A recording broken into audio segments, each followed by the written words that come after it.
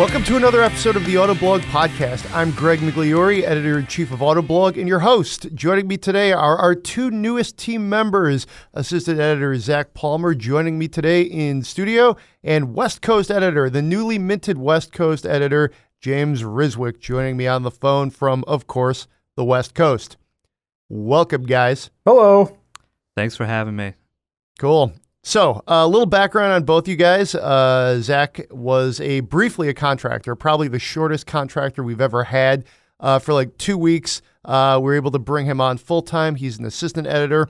Comes to us after an extended internship, successful internship at Auto Week magazine. And he's now, one of our newest staff members. You've been here since October, right? Yeah, I've been here actually since the start of September is when I was a contractor. And then, just like you said, you guys brought me on full-time as an assistant editor. And here I am on my first podcast. Cool. So, loving it. What has been the biggest surprise of your time at Autoblog? Biggest surprise? Man, that's a tough one. Probably the March of the news cycle, honestly. When I was at Auto Week before, we didn't write nearly as many news stories about everything. But here at Autoblog, we obsessively cover the news.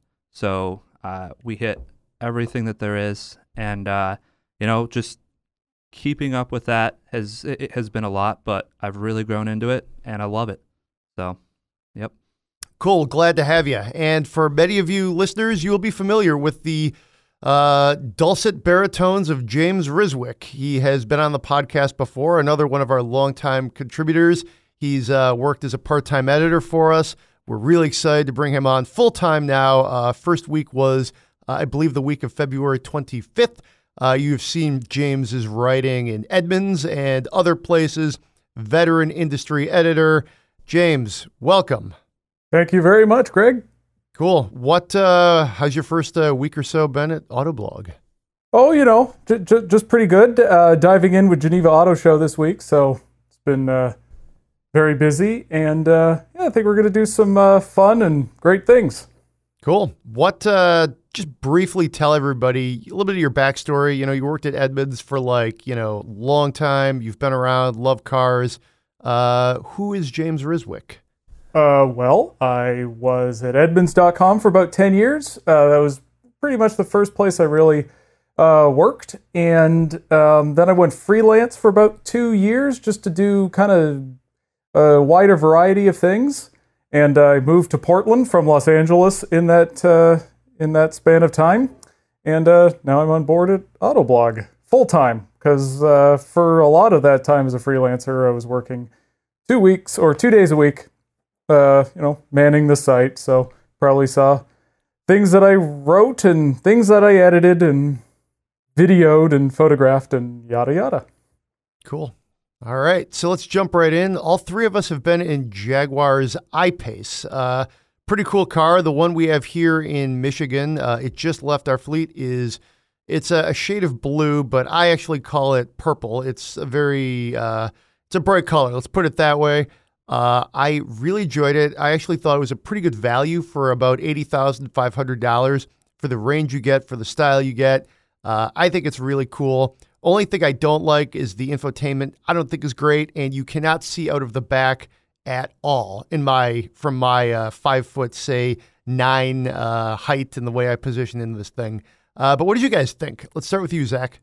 So, yeah, when I first walked up to the I-Pace, I hadn't seen it in person before, and I think that the photos are honestly a bit deceiving when it comes to the size. It was a lot smaller physically than what I thought, because it's, they call it an SUV, but it honestly feels a little bit more like a hatchback or a car to me. There's not the big plastic cladding on the sides of it. And, thankfully, there's not the big plastic cladding on it. Thankfully, yeah. And it has a really great luxury car look that way. So, if you're put off by the crossover SUV thing, go look at it. And I think you'll be happily surprised there. I was also super pleased driving it. The thing is a riot to drive. It's really fast, 0 to 60 in 4.5 seconds. And with the battery down low below the floor, great center of gravity, handles well, quick steering. The only thing, and I wasn't really feeling the brakes, with the regen. It just wasn't great for any kind of performance type of driving in that manner. But I really, really like driving it beyond, like you were talking about the infotainment system there. The thing that irked me the most about the interior were the climate control knobs, where you adjust the automatic climate control in the seat, and they're pretty slow to respond. And it's actually the same knob that you use to adjust the temperature and the heated seats. So you press it once and it's supposed to go to the heated seats. Well, it takes a second, and then you go ahead and twist it, and you're adjusting the climate control, but then you wanted to do the seats, and it's just not very intuitive. If they had made those separate buttons, I think it would have made everybody's lives a lot easier. But that's the march of technology with all the touchscreens and everything. Besides that, I thought it was packaged really well. Has a really long wheelbase, so there's a ton of room on the inside. I was really impressed with how much backseat room there was actually for how small of a car. It's a really, really great first entry from Jaguar in the electric vehicle world, I think. Well said. I think you're spot on with the appearance too. When you actually see the car in real life, I would really call it basically a slightly lifted and chopped sedan is kind of what it is. They gave it the Pace sort of designation, like to put it into their crossover lineup, but to me, this is really closer to like a sedan hatch kind of thing, which I think is good. It drives pretty well. It doesn't drive like, a really bulky crossover, things like that. There is a good amount of room in the back seat, a rear-facing convertible car seat for my 13-month-old son. Fit very well, which is a little unexpected. When I took a look at that roof line, I thought, well, this is going to be fun, but it worked out pretty well. So, James, what was your flavor of I-Pace out there on the West Coast? Well, they're all the P400, so they all actually have the same electric motor and battery pack. It's not like Tesla where there's different varieties. In fact, their standard only electric motor aligns with the Tesla 75. So we had the same one. Mine was white with a red interior. And kind of building on what you guys said, like it is astonishingly quick. It has that effortless, immediate, electric motor kick in the back, so to speak, when you take off in the thing. Jaguar actually, it has something called the active sound design system, and so besides removing some of the electric whine you'd normally get in an electric car, when you're in dynamic mode, it actually adds this kind of cool kind of purr noise to it. It's kind of like a futuristic exhaust, and they just have the volume just right, so it's not like all Jetsony and hokey. It's kind of cool. It adds to the character of the car, and especially for something that's supposed to be performance oriented. I think that's important, because just having the electric whine, it does remove an element of an involving performance car that is inherently otherwise removed from an electric car. The other thing that's really cool about the I-Pace is just how much grip this car has. It has all-wheel drive. It has sticky summer tires, 20-inch wheels, which I'm guessing were not on the car you had in Michigan at the moment. And those wheels are pushed to the corners. The battery is mounted low. It's in the middle of the chassis. It has a 50-50 front to rear weight balance, and there's an adaptive air suspension. So all of that adds up to just like astonishing grip around corners. It really is something to drive. Now, a lot of those elements, specifically the battery mounted low, that's going to be a common thing for all electric cars that kind of have the skateboard style platform. But all of those other elements, plus the fact that Jaguar is just really good at tuning a car to perform around corners and just handling in general, better than most, really adds up to a car that, frankly, if I didn't drive the Mustang Bullitt last year, the I-Pace would have been my favorite car I drove all of last year. Just blew me away. I'm really interested to see how we score this thing when we give this an Autoblog score. I think Reese has a ratings meeting on the book. That's how we come up with listeners. That's how we come up with our ratings. Is we have a meeting. We, do score sheets, we add them up, then we argue about it and come to a conclusion. I am really excited to see where this one scores out, because I think a lot of us had similarly positive, outcomes for this car. So let's go to the cliche Tesla fighter. You like this thing better? Do you think it's more special than, what Tesla is putting out there? I would say with the main thing, I think in general, I think it's a better made car. The interior is far nicer than the Tesla. Both the Model X and the Model S feel a lot bigger than this. The X literally is a lot bigger than the I-Pace. The S is kind of similar. But the thing that kind of holds, the thing that will always be in Tesla's corner is its supercharger network. And this isn't just against the I-Pace, it's against all other electric cars for this foreseeable future. Sure, there's, when I got the press car, I had the little charge point sticker on it, or the little fob thing you get for charge point stations. But those are not as reliable. There's nothing in the app that'll tell you if they're occupied, what exactly the voltage available is. The same thing with looking for a public charger. So if you're sticking around town within that 200 plus miles of range, you're fine. But if I wanted to drive to Los Angeles tomorrow, well, that's going to be an issue, because maybe I'll find a charge point station, but I have no idea if they're all occupied or if it's functioning, and then I'm completely screwed because now I'm stuck at an Arby's in Eugene, Oregon. But that's not just Jaguar. That's all the companies. It's kind of surprising that a lot of these established OEMs haven't come together on some sort of consortium of supercharger network, something really big and robust, because they know that electric cars are coming. They're all working on them, and yet this kind of fundamental question that Tesla foresaw and addressed so long ago isn't being addressed by the major OEMs. And I think it's going to be an issue, especially if electric cars do become more prominent. And with these greater ranges, you can go farther until you need to recharge. It's definitely, the big question. Like, the technology is there for the vehicles, but then where's the infrastructure, and who pays for the infrastructure, and how do we incentivize the infrastructure? Who does that fall upon? Is it a state? Is it a federal thing? Is it upon businesses, which would probably scale it quicker than if, other ways about doing it? That is the issue. And I think it's interesting too how Tesla has sort of thought a step ahead, which is great. But yeah, it's an issue that you're going to see for Jaguar and all other EV makers. I think a company like General Motors with the Bolt and, previously the Volt, they had the money, the scale, and the resources to do this. So I think that's where you could have seen some leadership. It's not just on them, but they're one that could have done that. Obviously other companies as well. So that's the next big question. What bird does this, where does this fall? So I guess we'll see.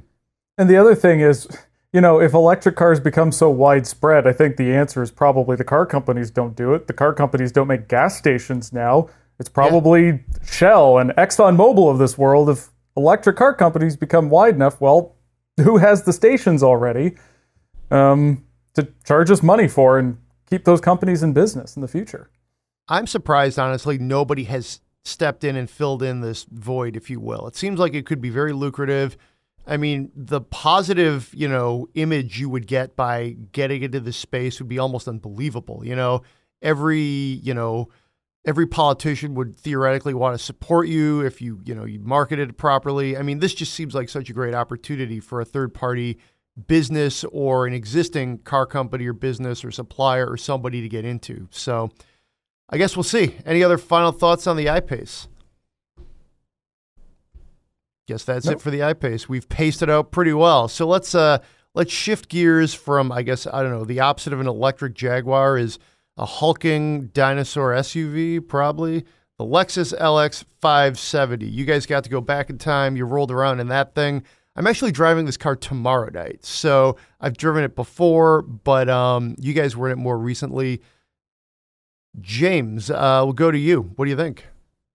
Well, I really tested the LX 570 because I drove it up to Mount Hood when it was very snowing. So the Timberline Lodge on Mount Hood, it's like halfway up the 11,000 foot Mount Hood volcano, and usually with a lot of ski places, the lodge is at the bottom of the hill, and then you take the ski lift to the top. No, this is the opposite. So in fact, you have to drive your car up the damn mountain, and when you have an LX 570, that is helpful because this has a serious four-wheel drive system, and it has an adjustable suspension, and I tell you, that thing feels resolutely capable. Very confident on that, even though I did not have the traction tires or the chains that they implored me to use. Never had any problematic moments. It just kept trucking up that mountain, and importantly, it came trucking down the mountain as well. It just didn't turn into a 3-ton toboggan, which would have been terrifying. But otherwise, it is an absolute hog on gas, 13 miles per gallon. The Toyota 5.7 liter V8 really likes gas. It's in the Toyota Tundra I currently have. It gets 14 combined. So that is a problem, especially considering a Lincoln Navigator gets close to 20 combined. So the Navigator is also substantially larger inside, especially in terms of its third row seat. Now, the LX 570 in most ways is a clone of the Land Cruiser, but there are some key differences, one of which is that the second row seat is power sliding in the LX 570, and that does create a substantial amount of extra legroom for those in the back. Their knees are still up in their chin because of how close the seat is to the floor, and because of the design of that, those seats actually fold laterally up against the wall when you have the 3-row model. Now, I think you guys have the 5-passenger 2-row version. Is that right? That's correct, yeah.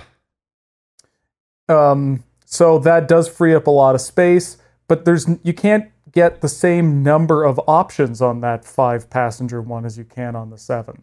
So ultimately, I think, yeah, you lose some space, but then it's like $5,000 or, no, not 5. I don't know the exact number, but it is some substantial amount more expensive. I think it's ultimately worth it, though. So I think I've always liked these monstrous old SUVs. It's just a thing. I'll put it to you, Land Cruiser or Lexus LX 570 there, Zach. What do you think? I'd have to go with the Land Cruiser, just almost on looks alone. You look at the big LX grille, and it's like the amount of grille that is on this car, they want people to think that's how great it is off-road, and it obviously is great off-road, but I'm going to go with the traditional looks of the Land Cruiser way over this Lexus and the extra luxury you get there. It's just not really worth the extra price for me either. Yeah, me too. I'm going the other way because besides the sliding second row seat, it actually has a different suspension. It has an adaptive air suspension, raises, lowers, and it does improve the on-road handling by quite a bit, to the point that I was surprised. The Land Cruiser, when I had that last year, felt extremely trucky. And this one still feels pretty trucky, but not to the same extent. It really does make a pretty substantial difference. Look at James being all logical, and here we are just trying to pick, which one we like more. I would do Land Cruiser as well. That is quite the ride when you drive that thing. It's a little all over the road, but I don't know. I still like the Land Cruiser sort of brand in itself. I like the image. I think it's cool. I think it's when I look kind of top to bottom, Toyota has a really strong lineup of SUVs right now. They have a ton of old SUVs. The 4Runner, it's they're more than willing to give you an old body on frame sort of truck SUV if you want. They're blocky, they're in your face. And Land Cruisers, I think it's a cool thing. But the LX is it definitely offers like the suspension and some more, good usable features. I think if you're looking at purchasing one of these, obviously there's some strong merits there, but yeah. All right, let's move on. I think we hit that pretty hard. Moving on to the Geneva Motor Show. You guys were both in the trenches this week, checking out all the big reveals from over in Switzerland. I think it's been a pretty good show. It's definitely had a green hue, if you will. Lots of electric things, some crazy supercars. If you're listening to this, by the time this podcast drops, you will have our editors' picks. Those will be on site. I actually have not tabulated them yet. All the votes are finally trickling in. So if you're listening to this, check out the site. We'll tell you which ones reign supreme, if you will. But very briefly, what stood out to you? We'll start with you, James. Oh, well, it's funny you said there's a green tinge to it. I'd say there's literally a green tinge to it because there's the Lagonda all-terrain concept, the Aston Martin SUV, and it is really cool looking. It is spectacular, and it is also incredibly green. Love green cars. And then there's the Bentley Continental GT number 9, which is the most spectacularly green car I have ever seen. The exterior, there's some green on the wheels that's matching. The leather's green inside. There's little gold trim on certain dials. Then that gold is matched in the stitching, and oh my goodness, I think it's the nicest interior I have ever seen. So I was overwhelmed by green cars of the Geneva Auto Show, just not the green that we would typically think of. Yeah, I think that the green we were talking about, that's probably going to do pretty well in our editor's picks. One of them being the Pininfarina Battista that I know I've already talked to several of our other editors, and they were super impressed with that car. Now, that is an electric hypercar, and it has a 0 to 60 time faster than a Formula One car. They say sub 2 seconds. Now, that's you get there by having 1,900 horsepower and 1,696 pound-feet of torque, which is a ridiculous stat to hear. Electric, gas engine, what have you. Now they get the battery pack is actually from Rimac, so you know that it's coming from a place with a high performance pedigree.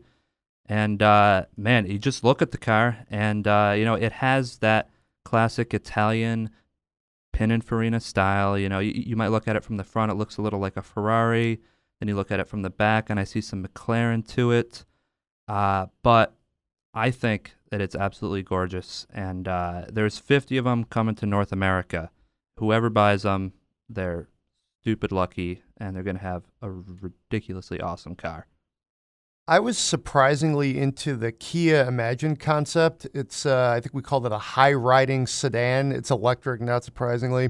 There's a lot of crazy concepts and cool cars in Geneva. Kia actually has a pretty good track record of wild concepts, but I was not expecting this one to really catch my eye. I really like the big headlights, those crazy wheels, and it's just something that I think Kia would do well to incorporate some of this stuff, not all of it, because it's a bit much. But this is it shows some attitude for Kia, and I think you see a lot of that in Geneva. It's definitely a wild look. Yeah. There were a lot of cool concepts, a lot of things from obviously the tuners. It was cool to see Pininfarina show some strength because, they've had a bit of an up and down last decade or so. It's the downturn in the economy about 10 years ago was not kind to those historic coach builders and design houses. So it's good to see that they're kind of sort of finding their new level. They're dabbling in sort of car making, which is interesting. But cool. It seems like every year Pininfarina picks a famous family member and then rolls out a concept that they named it after. So, that is what it is. I think the CX-30, the Mazda, the crossover there, looked pretty good. I think that's a smart looking thing for them. And then another one I actually was really into was the Alfa Romeo crossover thing. It was called the Tonale. It sort of sounds like I don't know, it sounds almost trucky, tonale, like how many tons or whatever. But that to me is pretty sweet looking. So lots of eye candy from Geneva. Yeah. What else? What else do you guys like? Well, the Mazda thing I think is probably the most important thing from Geneva in terms of the United States market. It does feel it's going to seem like Mazda is adding yet another SUV that's similarly sized to their other ones. But the fact of the matter is, there actually is a sizable gap in between the CX-3, which is one of the smallest subcompact SUVs, definitely has the smallest interior of them, and then the CX-5. And we looked at the numbers this morning, and in terms of size, that CX-30 is about the same size as, say, a Nissan Rogue Sport, a Mitsubishi Eclipse Cross. It is an in-betweener size. So there was a gap there, and it now fills it. And it looks fantastic inside and out. It shares its platform with the new Mazda 3. The only thing is that name. Ranging from it's going to be difficult for people to search for that car online because of it's just adding a 0. And the reason it is the CX-30 and not, say, the CX-4 is because there is a CX-4 that is sold in China. However, I would note that car companies have been naming cars different things in different markets since like the beginning of time, including Mazda. So the idea that we couldn't have it be called a CX-4 in every market but China, and China gets a special name for its version, it just doesn't make any sense to me. I think it's going to cause them more problems than they realize. Cool. How about some disappointments, oddities, things that stood out to you guys that were just a little too far afield? So one of the things that I think stood out was something that was at Geneva but was revealed a couple days before that, and that is the Honda electric prototype. Now, we saw the Honda Urban EV before, but this one is a lot more production ready, and we got the range, and it's about 125 miles. So that's definitely aimed more at the European market than it is the U.S. market, because most of the time, we have everybody moving towards EVs with above 200 miles, and that's what you need to be competitive nowadays. So, it's incredibly cute. I absolutely love the styling, but as far as the actual range that you're going to get out of this and how much money it's going to cost, it's a bit of a disappointment for me. I wanted to see something a bit more from Honda there. I feel like they have the know-how and the engineering strength to come out with a better EV. I didn't love the Aston Martin concept. It seemed very derivative. When I looked at it, I thought it was a McLaren almost, which McLarens look great, but I kind of thought Aston might do something a little bit more aggressive. So I would probably not fair to call it a miss, but I had similar levels of disappointment, for this car. Any misses for you there, James? Yeah, the fact that I'm going to miss the CLA shooting brake that will not be sold in this country. That thing's gorgeous, especially awesome. when you get it. Oh, and in yellow? Oh, my goodness. And then it has, so it's a wagon. It's available in yellow, and in certain markets, you can get it with a manual transmission. I would buy that car. That's car of the year here. And buy that car. But we can't get any of that here. Not the wagon, not the manual, and not yellow. That's certainly out of the question. So either I don't buy that, or I just gonna have to move to Holland or something where I can buy that car. It's very disappointing. That's a big miss for me. Yeah, I'm sure we'll get at least 4 or 5 different shades of gray instead of that yellow.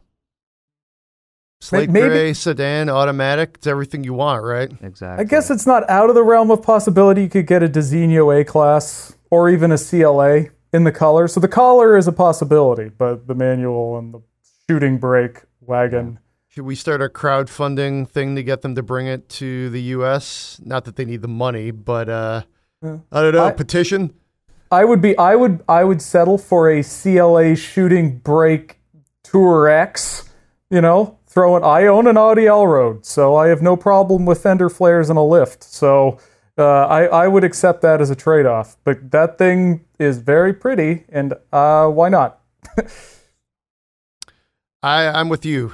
They should bring that thing here. It looks awesome. Any other final thoughts from Geneva, other than we probably all wish we were there? Another thing that I didn't mention earlier that I actually weirdly dig was the Giugiaro Kangaroo. Yeah, that was wild. That was very wild. Crazy. You know, it looks like a supercar in appearance. They call it an SUV. You know, at the base ride height, 4.7 inches of ground clearance, but then somehow using some crazy technology that we certainly won't be seeing on any production car anytime soon, they bring it all the way up to 10.2 inches of ride height for off-road mode. And it's in an awesome orange color. Just, it's crazy technology that, you know, these are the kind of things you see at the Geneva Motor Show that sort of just knock you off your feet for a second and be like, wow, this is cool stuff. I have a notebook from one of their press conferences a few years ago, and I forget what concepts they showed, but they had they had crazy like split wing doors. There were like two of them. One was kind of a crossover. I'm blanking on the name, but I mean, when you talk about Geneva, they really just every year it's like they do something cool, and this is cool. It definitely is eye catching. That's for sure. Any word as to why it's called a kangaroo besides it being able to raise and lower? Because it's kind of a wacky pants name for a high-end sports car. Usually they're not. Usually they're named after bats and, you know, slinky, really dynamic creatures. And no offense to the kangaroo, but I'm thinking with that's more like an odd little SUV thing, not this crazy orange hypercar. Yeah, but perhaps they gave it that name because they actually do call it an SUV. Like they don't say anywhere that it actually is a supercar, but that's their words. Maybe if that's an SUV, I guess we're all going to start liking SUVs a lot more. Yeah. Yep. The joke's on us. They're like, yeah, let's call this thing the Kangaroo. Well, we'll see what those auto journalists think. We're going to call it, yeah. But from that, I guess we'll bounce on forward. We're going to go to the mailbag. We have a Spend My Money coming up. But before that, we actually got a question this week, which I thought was pretty cool. It came from a Toyota salesman asking if the Supra is a hit or a miss. And I actually found that kind of interesting. This is a fairly old letter, actually. I think it even came in before the car was revealed. But the gentleman was asking, how do I explain this to my customers? Like, what is the Supra? People are a little confused, I guess, when they were coming in. Perhaps that question has been answered, but I think now that we have the hindsight of having seen the car in the flesh, we can answer it even better. So I will just put it to you guys. Hit or miss, Supra? James, you have strong feelings about this. Go first. Yeah, I like the Supra. I'm kind of excited about it. For one, it's a rear-wheel drive, long hood, short deck sports car, coupe. Love those. I own a BMW Z3, so I do not have a problem with the BMW lineage that a lot of the Toyota faithful seem to be really offended by. Now, I get the fact that the last Toyota Supra was just a masterpiece and a halo vehicle for Toyota of its time. But that car today would be pushing $80,000 if they made a comparable car to today. And that's just not viable. That's a Nissan GTR. And that hasn't exactly been a roll. You know, they sell, I don't know, between 3 and 4 of those every year, basically. That's not really just a smart business case for Toyota to make. The other thing is, Toyota has Lexus, and they have the Lexus LC. In many ways, that is their technology halo car. So with the Supra, you get a lot of the same elements that was always in the Supra. It's a 2-person sports car. It does have an inline-6 engine, even if it's made by BMW rather than Toyota. And I think in general, it's a good thing. Are we really going to complain that there's another really cool sports car out there? And the fact that, okay, so you have BMW, a lot of engineering going on there, but I tell you, every single Lexus that I've driven recently, and even Toyotas, such as the Toyota Corolla hatchback of all things, were really impressive to drive. They have their chassis, suspension, steering down exceptionally well. Frankly, I've enjoyed driving most of the Lexuses I've driven recently, apart from the LX 570, more than the BMWs I've driven. So I can only view the Supra as a potentially great thing that I'm really excited to drive. I am a bit more mixed on the Supra, honestly. So I love that it's here, and I love that, it's a rear-wheel drive sports car, inline-six engine, all this stuff. But I wish that Toyota would have done it. This is similar to, the BRZ, Scion FRS, Toyota 86 thing. It's the second one of those, where, Subaru did the vast majority of the stuff with that car. BMW has done the vast majority of the stuff with this car. Obviously, they split at a certain point, and Toyota took over from there. But I think that Toyota has the engineering know-how to make an incredible sports car. And it's not as though they're a small car company or anything. They're one of the largest car companies in the world. Everybody else is able to make their own sports car, so to say, but for some reason, Toyota does not. Now, that's not to say the car will be bad. I'm sure the car will be fantastic to drive. My biggest disappointment about the car itself is that it doesn't have the option of a manual transmission, which I feel is, in today's age, it's more acceptable, but this is a Supra. You know who's going to buy this car. It's going to be car enthusiasts like us, like you guys listening, and we like driving manual transmissions. And, obviously it's just the 8-speed ZF from the BMW Z4. That's what you get. And you also look at the everything else you can buy for about this price point, and you have to really, really want a Supra, I feel, to go after this car. You get a lot of great car for the money, around $50,000. You're looking, one of my favorites at this price point is the Shelby GT350. And, for similar money, you can have that car, manual transmission, and it just doesn't quite all add up. So, in summation, I'm right in the middle between hit or miss. I love the fact that it's here, but there are so many, ifs that if Toyota had done this, I feel the car could have been a million times better, and the BMW will always be some sort of cloud over its head for enthusiasts for years to come, at least in my point of view.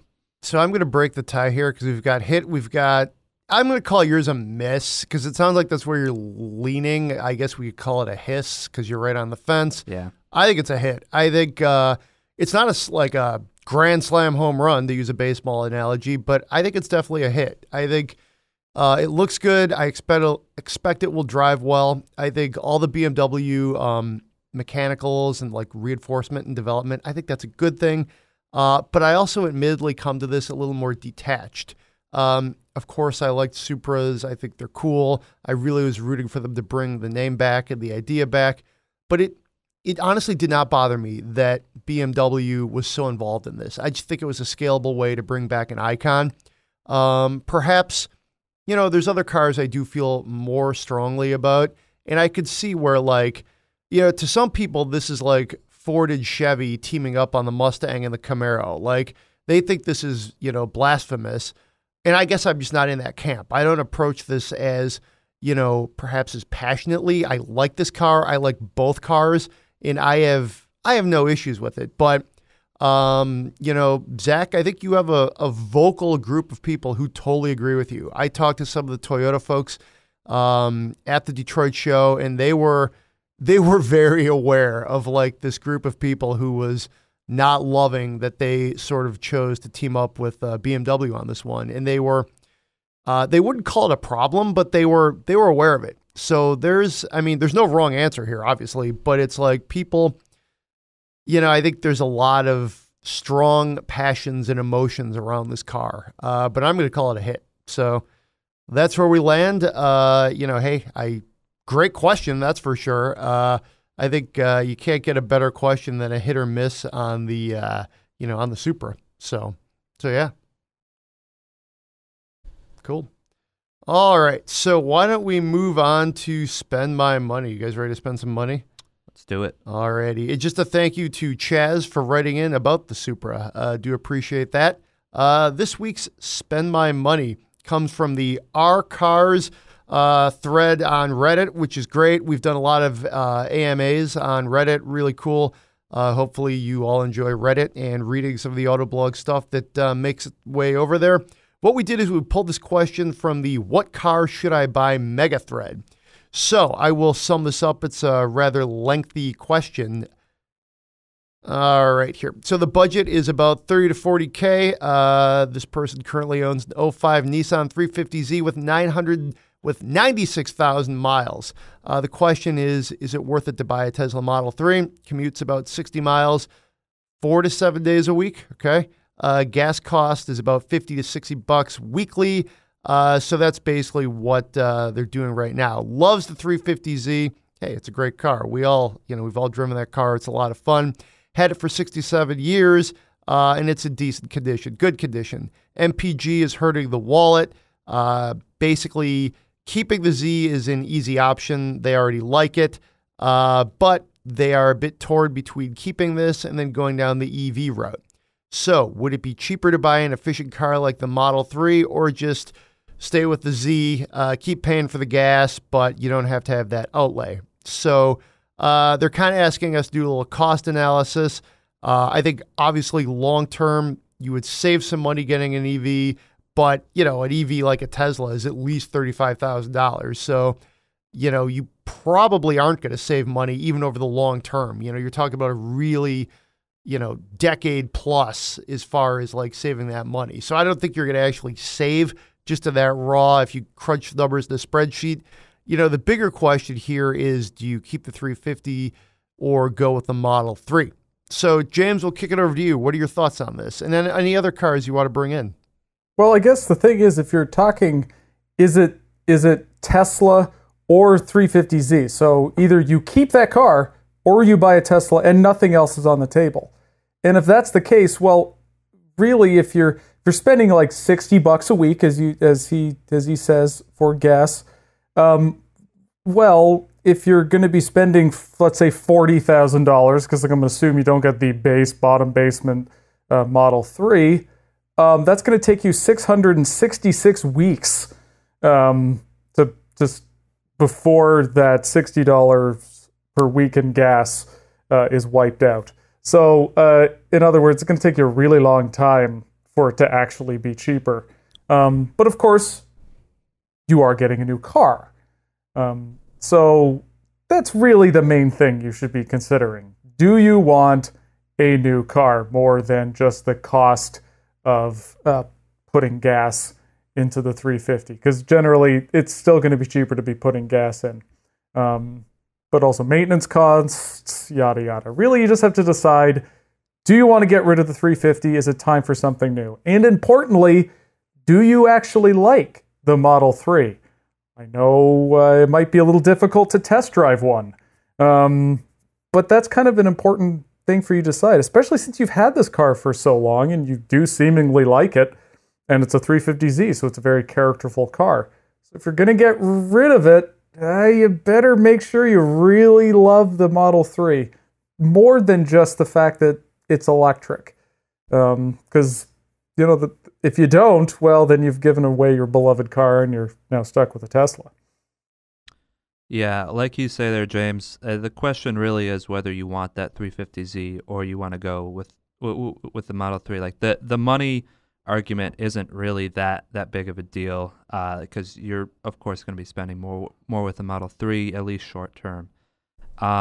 And about the test drive, with the most recent news, Elon has actually said that you can get a Model 3, drive it up to 1,000 miles or for a week, and then give it back if you don't want it. So that actually might help answer your question if you're willing to front some money for that. And if you're really, really considering going for the Model 3, driving it, comparing it to your 350Z, because you really, really love the 350Z. It's going to be a huge departure going to an electric vehicle. Obviously, you don't have that wonderful 3.5 liter V6 anymore. The awesome sound that thing makes, you might be missing that after a while. And the other way, you might not. You might love the acceleration from the Model 3 even more, depending on how much money you want to spend on it. So that's kind of why I'd say, maybe you can find a friend with a Model 3, something like that. But it really depends, how much you really love that 350Z, if it's worth it for you, I suppose. Interesting thing about the Model 3, one thing you could consider about trying it is that there are certain Model 3s available in car sharing services, such as Get Around is just one. There are some available in a variety of different locales. So you could try it for a couple of hours. You could try it for like a day driving it around. It will cost you money, but that's money that could potentially save you from making a decision you might regret. And also, I would consider looking at some of the other electric cars, because there's some pretty solid ones. However, a Hyundai Kona electric obviously isn't as cool as a Model 3 or a 350Z. Yeah, I think I feel like there's a lot of layers to this question here. If you have a 350Z and you've had it this long and you still kind of love it, I almost feel like this might be maybe a keeper car for you. Like you just, if you don't want to commute with it, you just put this thing in the garage and then go buy something else. This is your toy car. It sounds like you're building up some memories. Maybe you keep it and then you find something else that's more practical to drive. I don't know if economically you could keep both, so there's that layer to it. Your drive is long enough that it might be worth checking out a diesel or something where you could get those, like you didn't specify if it's a highway or not, but if it is 50, 60 miles, you could get some good solid, diesel fuel economy on the highway there.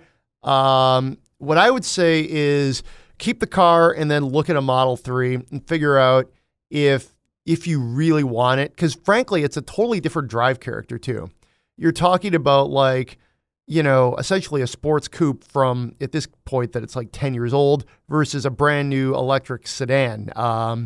It's a very different drive character. And then, I would check out see what the Chevy Bolt does. It's not as cool, but it's still pretty cool, I think. And then go from there. And I think, long kind of rambling answer, I think you kind of want to keep the 350Z. It's just reading between the lines here. I think you keep that and then you find something that's a little more practical for a commute. And if that's the Model 3, great. If that's something else that might be a little cheaper, maybe that's the route you go. Cool. Any other thoughts on this, guys? Any other possible recommendations? All righty. Cool. Well, hey, thanks for the question that we actually took from our cars. So I wouldn't say thanks for writing, but thanks for being in the market for a car there. And thanks for listening, everybody. Guys, it's been fun to do the first official podcast with both you guys as staffers. We'll do more of these. Yeah, it's been good. Any final thoughts there, gentlemen? Thanks for having me here. I really enjoyed it. Cool. James, you're on staff. You're on the podcast. Yeah, thank you. I'm just going to go enjoy. It is very snowy here in Portland, so I'm going to go enjoy that and hope that it doesn't stick on the ground, because people can't really drive in snow here.